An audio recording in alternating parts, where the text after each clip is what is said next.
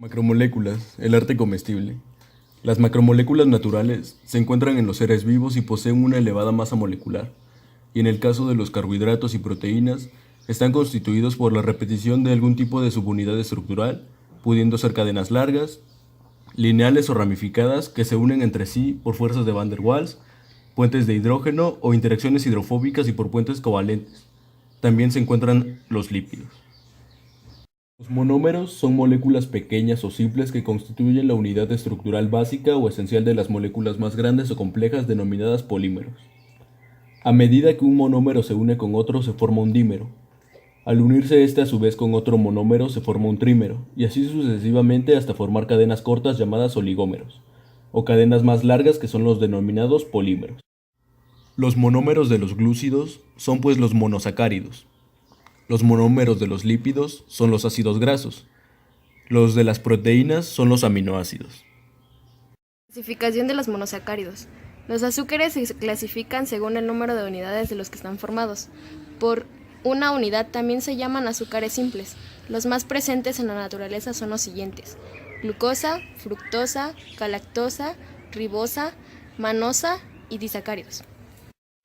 Formados por dos monosacáridos, iguales o diferentes, también se llaman azúcares dobles. Los más presentes en la naturaleza son los siguientes: maltosa, lactosa, sacarosa, isomaltosa, trealosa, trisacáridos. Formados por tres monosacáridos iguales o diferentes, también se llaman azúcares simples. Los más presentes en la naturaleza son los siguientes: maltotriosa y rafinosa. ¿Qué son las proteínas? Las proteínas son macromoléculas constituidas por monómeros denominados aminoácidos. Las proteínas se forman por los aminoácidos que forman largas cadenas uniéndose entre sí a través de enlaces peptídicos en el grupo carboxílico de un aminoácido y el grupo amino de otro. Reacción formando este enlace covalente liberándose además una molécula de agua. La unión de aminoácidos permite la formación de péptidos, cuya longitud y secuencia es variable, dependiendo de la cantidad de enlaces que produzca. De esta manera encontramos los dipéptidos, que es la unión de dos aminoácidos. Los tripéptidos es la unión de tres aminoácidos. Los oligopéptidos es el número moderado de aminoácidos unidos, no mayor a 10, y los polipéptidos, número elevado de aminoácidos unidos. La clasificación de las proteínas. Las proteínas pueden clasificarse en dos grandes grupos: holoproteínas o proteínas simples y heteroproteínas o proteínas complejas o conjugadas. Las holoproteínas son aquellas que solo están formadas por un grupo de aminoácidos, como por ejemplo el colágeno o la elastina. Las heteroproteínas, además de contener aminoácidos, poseen en su estructura por una parte no proteica, denominada grupo prostético. Un ejemplo es la hemoglobina, en cuya estructura se encuentra un hemo. En su conformación, según la forma, solubilidad y estructura, las proteínas se clasifican en dos grupos: fibrosas y globulares. Las fibrosas son proteínas insolubles en agua. Están formados por varias cadenas de polipéptidos enrolladas y unidas. Algunos ejemplos son la queratina, presente ya sea en el cabello, uñas y plumas, el colágeno de los tendones y la fibrina de la sangre. En los globulares son proteínas solubles en agua. Las cadenas polipépticas se encuentran plegadas formando estructuras compactas. Pertenecen a este grupo las albuminas, que coagulan por acción del calor, las globulinas, que conforman los anticuerpos, y la actina, responsable de la contracción muscular. ¿Qué son los carbohidratos? Los carbohidratos son biomoléculas que también toman los nombres de hidratos de carbono, glúcidos, azúcares o sacáridos, aunque los dos primeros nombres son los más comunes y empleados. No son del todo precisos, ya que se tratan estrictamente de átomos de carbono hidratados, pero los intentos por sustituir estos términos por otros más precisos no han tenido éxito. Los carbohidratos simples incluyen el azúcar, que se encuentra naturalmente en algunos alimentos como son las frutas, los vegetales, la leche y los lácteos. Los carbohidratos complejos incluyen panes con granos enteros y cereales, vegetales con almidón y legumbres. Estructura química. Los carbohidratos están formados por átomos de carbono, hidrógeno y oxígeno. La mayoría de estos se pueden representar mediante la fórmula empírica. En su forma básica, los carbohidratos son azúcares simples o monosacáridos. Estos azúcares simples se pueden combinar entre sí para formar carbohidratos más complejos. La combinación de dos azúcares simples es un disacárido. Los oligosacáridos contienen entre 2 a 10 azúcares simples y los polisacáridos son los carbohidratos más grandes, formados por más de 10 unidades de monosacáridos. Función de los carbohidratos. Aunque su función principal es la energética, también hay ciertos hidratos de carbono cuya función está relacionada con la estructura de las células o aparatos del organismo, sobre todo en el caso de los polisacáridos. Estos pueden dar lugar a estructuras esqueléticas muy resistentes y también pueden formar parte de la estructura propia de otras biomoléculas como proteínas, grasas y ácidos nucleicos.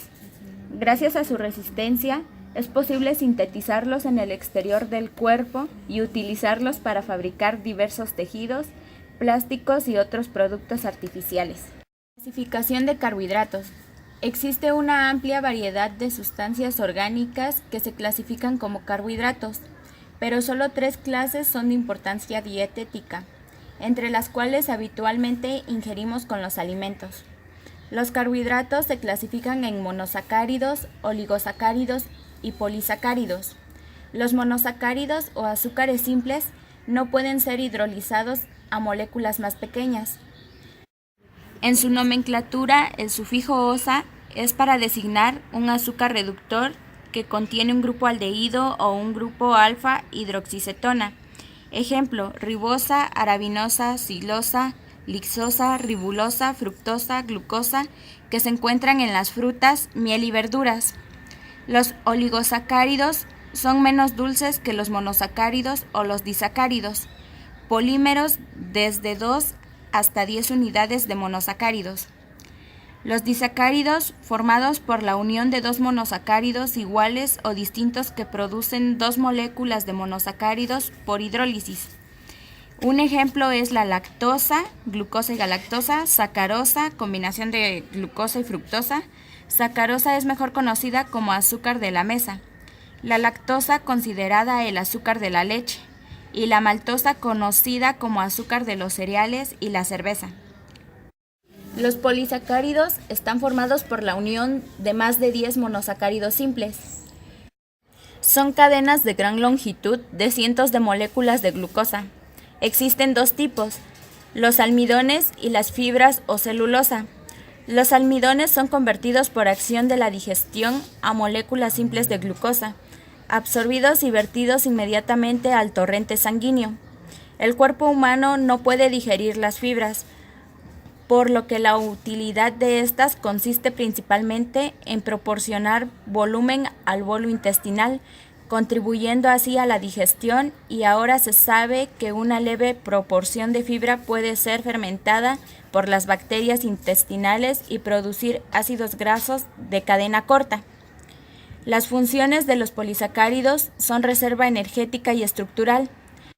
Los polisacáridos de reservación, los que guardan la glucosa, en forma de almidón en los vegetales y glucógeno en los animales, para liberarla al organismo cuando es necesaria. El glucógeno es el principal polisacárido de reserva en animales. Se acumula en forma de gránulos en el hígado y músculos que mueven el esqueleto. Está formado por miles de moléculas unidas por enlaces. Tiene forma de hélice y está ramificado, pero la ramificación es mayor porque se produce cada 8 o 10 carbonos. Se puede decir que está formado por gran cantidad de maltosas. El almidón es el principal polisacárido de reserva energética en los vegetales. Se acumula en forma de gránulos dentro de los plastos, sobre todo en las células de la semilla, de la raíz y el tallo.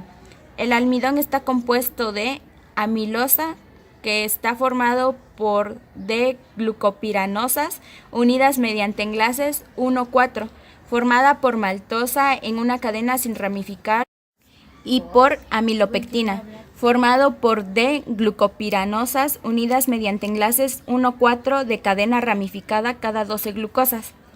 La celulosa es un polímero estructural ramificado, componente principal de las paredes celulares de las plantas, a pesar de que está formada por glucosas.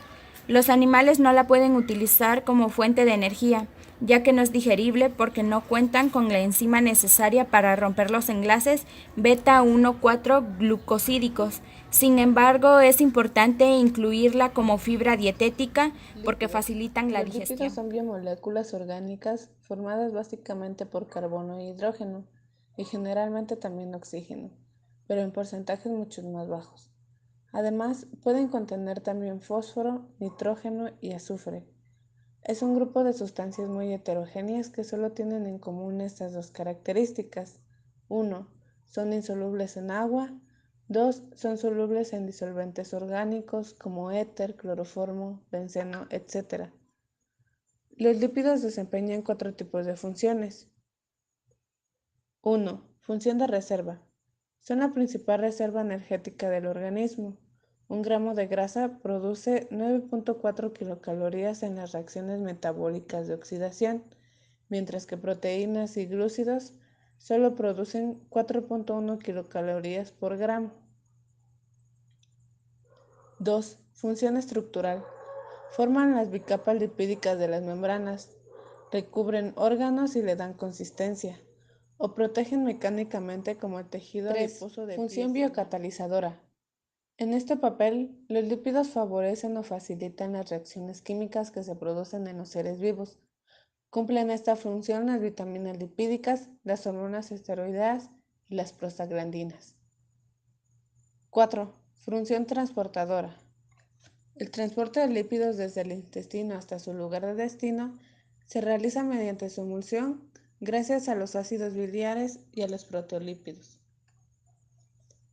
Los lípidos se clasifican en 2 grupos, atendiendo a que poseen en su composición ácidos grasos, lípidos saponificables o no los poseen, lípidos insaponificables. Dentro de los lípidos saponificables están los simples y los complejos. Dentro de los simples están los acilglicéridos. Los lípidos complejos son lípidos en cuya estructura molecular, además de carbono, hidrógeno y oxígeno, hay también nitrógeno, fósforo o azufre. Son la principal molécula constitutiva de la doble capa lipídica de la membrana, por lo que también se llaman lípidos de membrana.